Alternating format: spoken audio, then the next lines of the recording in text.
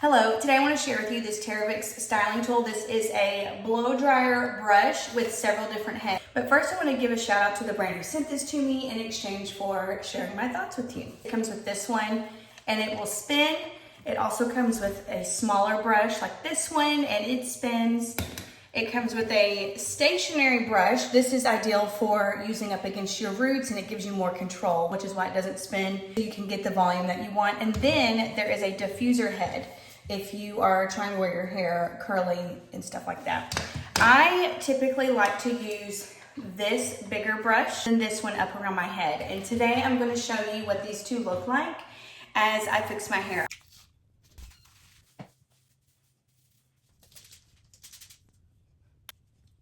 So you turn it on here, it has 3 different settings. One is just like a cool fan setting, and then there's setting 1 and then setting 2. And setting 1 is like the low heat and setting 2 is the high heat.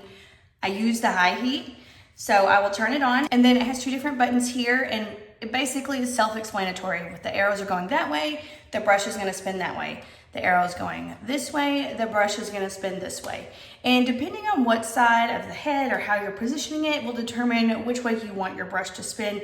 It's something that you'll just kind of figure out as you go. So I'm gonna turn it on and show you.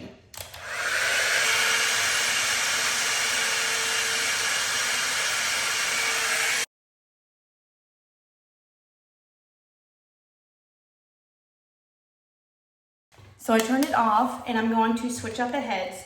This can be a little warm. It's not usually too hot, but you always want to be careful. Just make sure you're grabbing around this area right here and it just pops right off. And I'm going to work on the roots now because as you saw, I mainly got the ends of my hair. And of course, this is the stationary head, so you don't have to worry about which way the brush is spinning because it's not going to spin.